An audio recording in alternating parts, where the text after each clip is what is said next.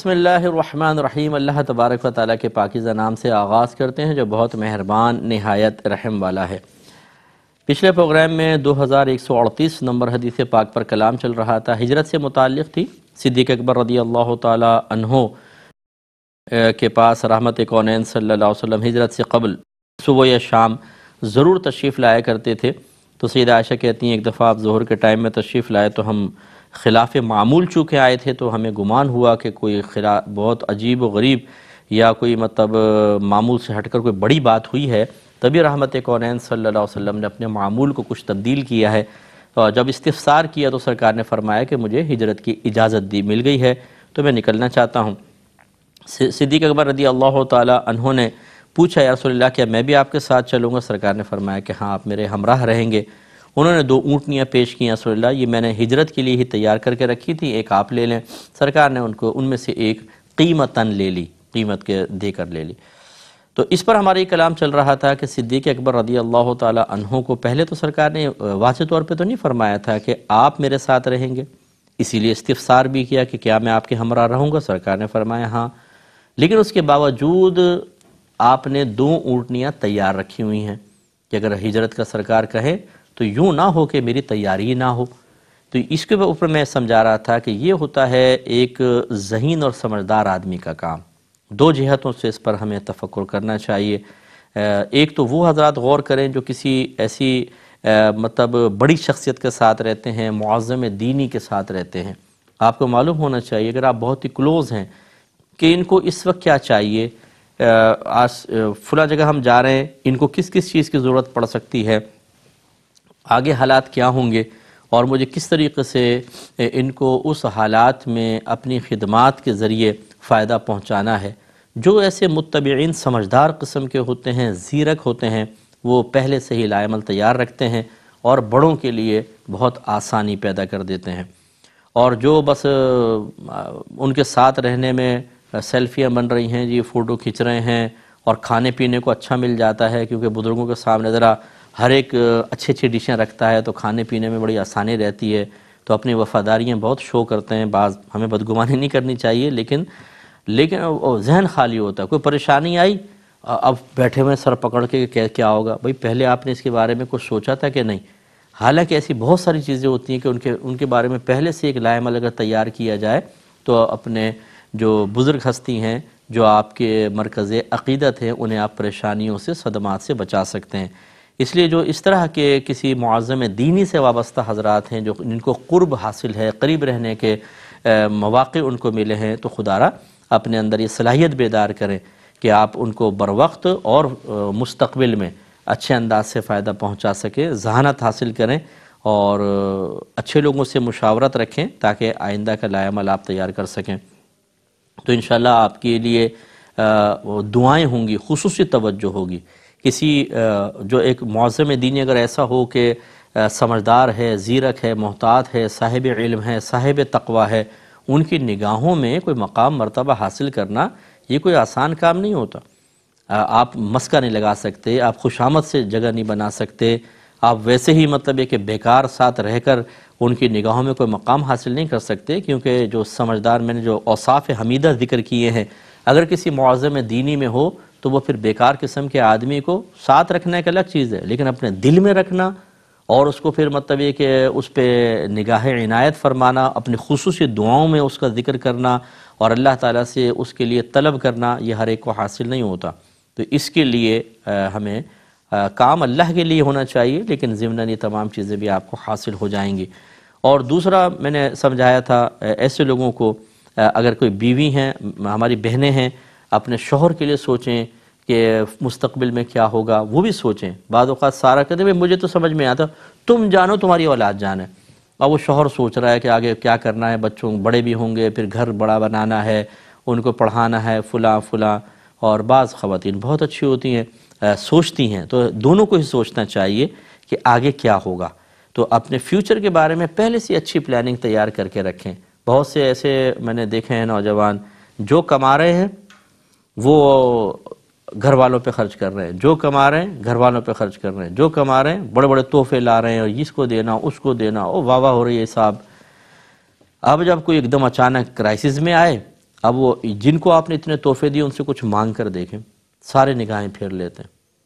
تو میں نے ایسے بہت سے لوگ دیکھے کہ باہر سے کما کے بھیجتے رہے، ان کی بیویاں بھی بیچاری ایسی برا نہ مانے ہماری بہن بے سلیقہ قسم کی، پھوڑ قسم کی خاتون مل گئیں، جو آیا یہاں خرچ کر رہے ہیں، میکے میں جا رہی ہیں، تحفے دے رہی ہیں، دعوتی کی جا رہی ہیں، بڑا نام ہو گیا جی فلاں کا شوہر تو باہر ہے، بڑا پیسہ بھیجتا ہے۔ اور پھر اچانک شوہر وہاں سے واپس آیا، پتہ چلا کتنا پیسہ جمع کیا، صفر، سارا اڑا دیا اپنے نام و نمود میں، واہ واہ میں، مرکز محفل بننے کے لیے۔ اور پھر جو ایسے لوگوں کا میں نے حشر دیکھا ہے بہت خراب ہوتا ہے، کوئی پوچھتا نہیں ہے، سب مطلب اکثر مفادات کے یار ہوتے ہیں لوگ، اپنا مطلب نکلا نہیں اور دیکھا کہ اب یہاں سے جو ہے وہ کچھ حاصل نہیں ہوگا تو چھوڑ چھاڑ کر بھاگ جاتے ہیں۔ اعتدال قائم کرنا چاہیے، سوچنا چاہیے کل اگر ایسا ہو جائے تو کیا ہوگا، ایسا ہو جائے تو کیا ہوگا۔ رشتہ داروں کو دینا برا نہیں ہے، گھر والوں کو مالی سپورٹ فراہم کرنا یہ غلط نہیں ہوتا، لیکن اس میں اعتدال قائم رکھیں، اس میں اخلاص قائم رکھیں۔ اسی طرح جو غیر شادی شدہ ہیں، میں نے ان کو آپ کو سمجھانے کی آرزانہ کوشش کی تھی، خاص طور پہ جو نوجوان ہیں، کیونکہ گھر والوں کا نان نفقہ آپ پر ہے، بیوی کا نان نفقہ، اولاد کا نان نفقہ زوجہ پر نہیں ہے۔ تو آپ کو چاہیے کہ ابھی سے مستقبل کا لائحہ تیار کریں کہ میں کس طریقے سے اپنے آپ کو لے کر چلوں، کس کس موقع پہ اپنے نفسانی خواہشات کو قربان کر دوں تو میں اپنے بچوں کے لیے آسانی فراہم کر سکتا ہوں۔ آج آپ قربانی دیں، کل بیٹھ کر کھائیں گے۔ آج آپ مزے کریں خوب، کل روتے رہیں گے، آپ بھی روئیں گے، آپ کے بیوی بچے بھی بیچارے چھوٹی چھوٹی ضروریات کے لیے پریشان رہیں گے۔ تو اپنے پھر ماضی کو یاد کیجئے گا جس وقت آپ کے پاس موقع تھا، لیکن آپ نے ان مواقع کو آوارہ گرد دوستوں کے ساتھ بیٹھ کر صرف وقتی طور پہ نفسانی مزے حاصل کرنے کے لیے بے دردی سے ضائع کیا تھا۔ اس کو بھی یاد کیا کریں نا کہ آپ نے کیا کیا کارنامے ماضی میں کیے تھے۔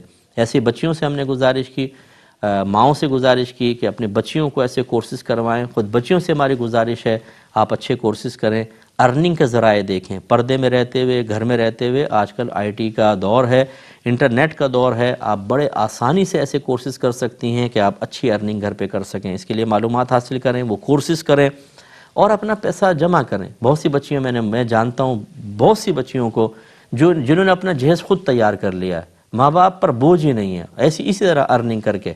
تو بعض بچیاں مطلب یہ کہ سہیلیوں میں ایک تو یہ موبائل ہمارے ہاتھ میں کیا آیا، فلاں اور فلاں اور فلاں اسی میں لگے رہیں گے، اپنے ہاتھ ایسے تیز تیز چلیں گے، کٹ کٹ کٹ کٹ کٹ کٹ کٹ، اتنی تیزی سے کبھی مطلب یہ کہ اللہ کی رضا کے لیے کوئی عمل نہیں کیا ہوگا، بڑی برق رفتاری کے ساتھ، اور کتنے 1 گھنٹہ 1.5 گھنٹہ 2 گھنٹہ پوری رات اس میں لگے پڑے۔ اور جب فیوچر میں پھر وہ کرائسس آتے ہیں اس وقت پہ پتہ چلتا ہے وہ وقت ضائع کیا ہے۔ پھر کہتے ہیں وہ وقت یاد آتا ہے، کھانا پکا ہوا مل جایا کرتا تھا، پاؤں پھیلا کے لیٹے ہوتے تھے، وہ کتنا اچھا دور تھا۔ دوسری بھی کہتی ہے ہاں وہ بڑا اچھا دور تھا، اب تو یہ مصیبتیں پڑ گئیں۔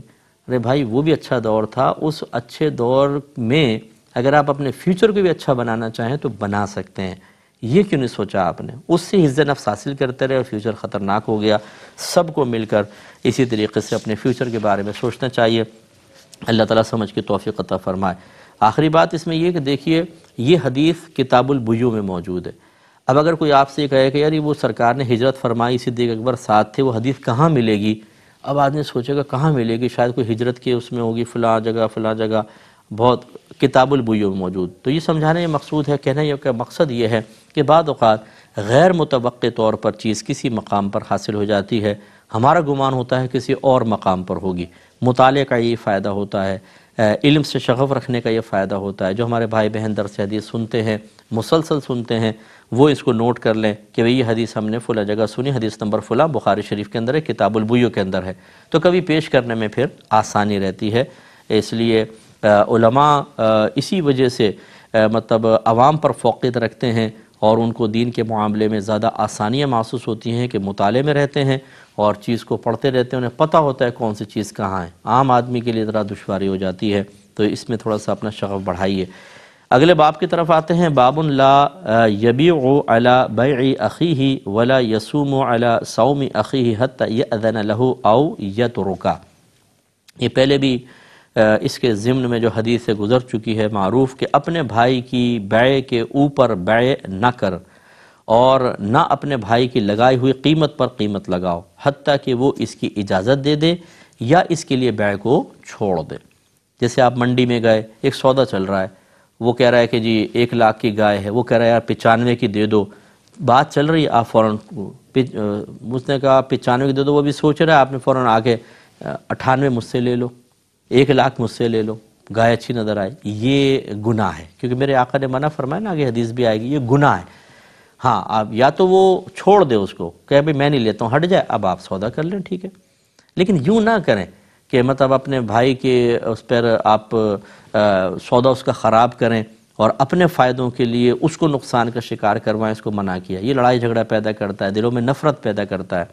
اور دوسری حدیث میں، یہ تو باب ہے خیر، حدیث میں نکاح پر نکاح کے پیغام پر پیغام دینے کو منع فرمایا نبی کریم صلی اللہ علیہ وسلم نے، وہ بھی اسی وجہ سے کہ اس میں تلخیاں پیدا ہوتی ہیں۔ حدیث پہلے دیکھ لیں، حدیث ہے 2139۔ حضرت عبداللہ بن عمر رضی اللہ تعالیٰ عنہما بیان کرتے ہیں کہ رسول اللہ صلی اللہ علیہ وسلم نے ارشاد فرمایا، تم میں سے کوئی شخص اپنے بھائی کی بیع پر بیع نہ کرے۔ مراد یہ ہے کہ کسی کا سودا چل رہا ہو، خراب نہ کرو۔ تو بہت سارے لوگ ایسے ہی ہوتے ہیں، یہ جو بروکر حضرات ہوتے ہیں یہ بھی بہت ایسا کرتے ہیں۔ کوئی ایک پارٹی کسی کو بیچ رہی ہے، دوسرا بروکر کا کروا رہا ہے سودا، یہ کہتے ہیں اس کا سودا خراب کرواؤ۔ اب وہ کہتے ہیں کہ یار تم اس کو دے رہو، اس سے زیادہ کی پارٹی تو میرے پاس ہے، حالانکہ ہے نہیں، وہ بیچارہ پیچھے ہٹ جاتا ہے، بولتا ہے نہیں بھی میں تمہیں نہیں دے رہا ہوں۔ اب اس سے جب پوچھتا ہے وہ ٹال مٹولی اور پھر یا کسی کو ایسے لا کے فیک ایسے کر کے اس کا سودا بھی خراب کیا، خود بھی نہیں کیا، یہ تو اور بڑا گناہ ہے نا۔ ایک تو تھا کہ آپ خریدنے کا باقاعدہ ارادہ رکھتے ہیں اور اپنے بھائی کا سودا خراب کر کے خود خرید لیتے ہیں، یہ بھی منع ہے، یہ منع ہے۔ تو اس میں کہ جب آپ خریدنے کے ارادے نہیں رکھتے، خالی نقصان پہنچانا مقصود ہو تو یہ اس سے زیادہ گناہ ہے۔ لیکن ہم اپنے باطنی سکون کے لیے، اندر کی جو سینے میں انتقام کی آگ جل رہی ہے اس پہ پانی ڈالنے کے لیے، اس کو ٹھنڈا کرنے کے لیے یہ نہیں سوچتے کہ ہم کسی کو کتنی تکلیف پہنچا رہے ہیں۔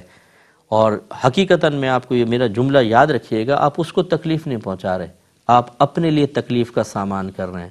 اگر آپ توبہ نہ کریں، مر کر دیکھیں، پھر پتہ چلے گا کہ اس کو تو عارضی تکلیف تھی۔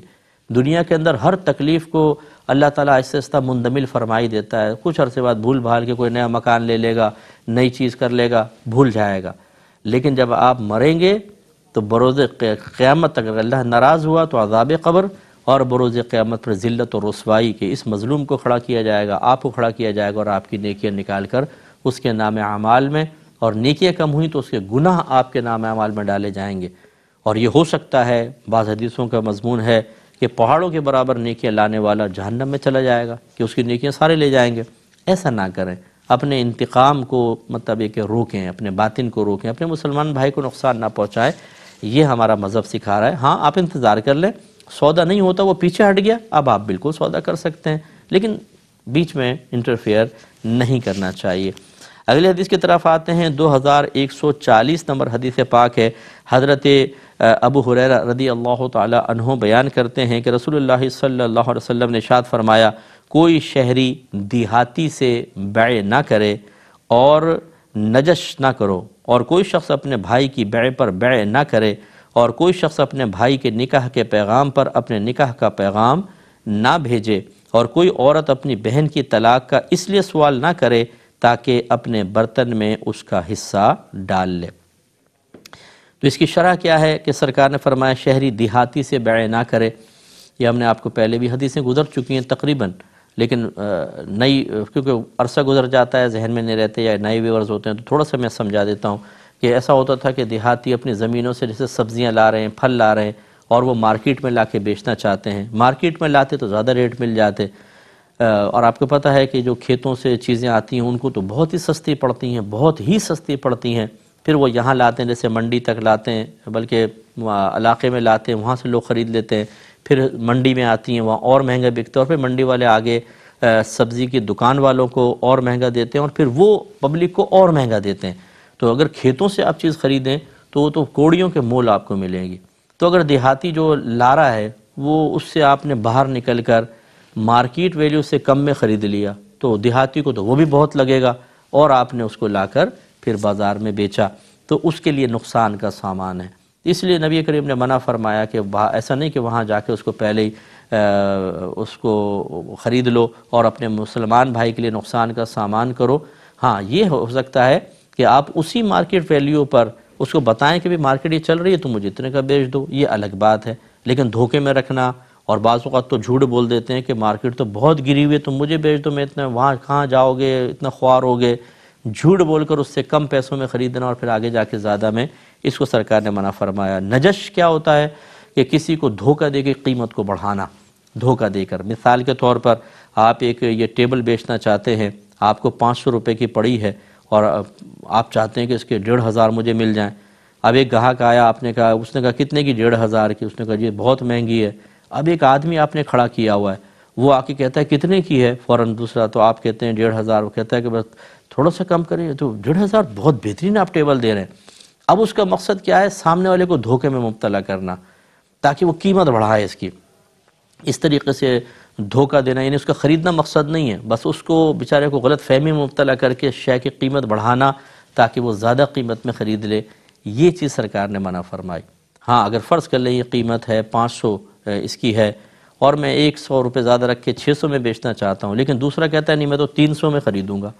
اب 500 کی میری یہ مطلب چیز ہے، 300 میں کیسے بیچ سکتا ہوں؟ اب کوئی آدمی میرا ایسا ہے کہ جو مطلب اس قیمت کو لاتا ہے 500 550 تک، تو آپ یہ دیکھیں اب سامنے والے کو دھوکہ دینا مقصد نہیں ہے، اسے نقصان پہنچانا مقصد نہیں ہے، بلکہ وہ بیچارہ نادانستہ طور پہ بھولے پن میں ہمیں اصل قیمت سے بھی بہت کم لگا رہا ہے، یہ سمجھ کے کہ شاید یہ مجھے لوٹ رہے ہیں، یہ کچھ کر رہے ہیں، تو اس کو اصل قیمت تک لانا، اس میں کوئی حرج نہیں ہے، یہ نجش نہیں۔ نجش کیا ہے؟ دھوکہ دے کر قیمت بڑھانا تاکہ سامنے والے کو نقصان ہو، اس کی جیب سے زیادہ پیسے نکلوا لیے جائیں، اس کو سرکار نے منع فرمایا۔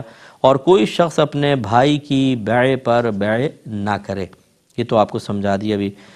اور کوئی شخص اپنے بھائی کے نکاح کے پیغام پر اپنے نکاح کا پیغام نہ بھیجے۔ اس کا مطلب کیا ہے کہ ہمیں پتہ ہے کہ دوسروں کی ابھی بات چل رہی ہے تو آپ نے نکاح کا پیغام بھیج دیا، یہ غلط ہوتا ہے، ٹھیک ہے نا؟ جیسے اب یہ خاندانوں میں بہت ہوتا ہے کہ ایک لڑکا ہے، اچھا کماتا ہے، سب کچھ ہے، اب پتہ چلا کہ یہ پھپھو کی بیٹی کی اس سے بات چل رہی ہے، تو دیگر جو رشتہ دار ہوتے ہیں ہماری بیٹی بھی تو ہے، رشتہ خراب کرو۔ اب وہ فوراً پیغام پہ پیغام، اور بعض تو قریبی رشتے کا فائدہ اٹھاتے ہیں، جیسے وہ شادی کرنا چاہتے ہیں بیوی کی بہن کی بیٹی کے ساتھ، تو شوہر کی بہن یعنی بچی کی پھپھو، لڑکی کی پھپھو پہنچ جائیں گی اور باپ پہ پریشر ڈالیں گی، میں تمہاری بہن ہوں، تمہیں میرے ساتھ میرے بچے کا خیال، میری بیٹی کا خیال کرنا چاہیے، ناراض ہو جاؤں گی تم سے، قطع تعلق کر لوں گی، وہ بلیک میلنگ۔ ادھر وہ بیوی کہہ رہی ہے کہ میں اپنی بہن کی بیٹی سے کروں گی، شوہر کی بہن یہاں، اب وہ بچے بیچارے پریشان ہیں، یہ غلط ہوتا ہے۔ ہاں اگر کوئی منع کر دیتا ہے، ان کا نہیں ہوتا، بات پکی نہیں ہوتی، پھر آپ نکاح کا پیغام بھیج سکتے ہیں، تو یہ چیزیں بھی غلط ہیں، اس سے ہمیں بچنا چاہیے۔ انشاءاللہ اگلی جو آخری بات ہے اس کی وضاحت نیکسٹ پروگرام میں کریں گے۔ وآخر دعوانا ان الحمدللہ رب العالمین۔